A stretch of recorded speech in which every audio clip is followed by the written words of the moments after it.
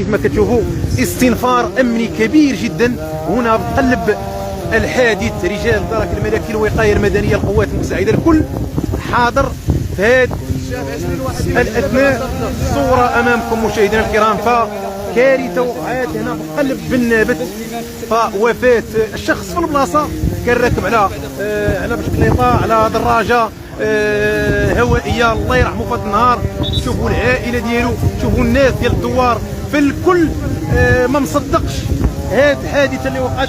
ايضا كاينين 3 ديال الاصابات على حسب الاقوال اللي كيقولوها الناس اللي حاضرين هنايا. فكانوا 3 ديال الناس جالسين كيتغداو، الرموك تقلب عليهم. كارثه. الله يسر. امامكم على الصوره العائله ديال الشاب، العائله ديال هذا السيد اللي توفى، الله يرحمه في هذا النهار. عطينا شنو وقع. لا اله الا الله خويا، الشاب مات مسكين، كيعاودوا عليه من اطيب خلق الله، 30 سنه. الله يرحمه.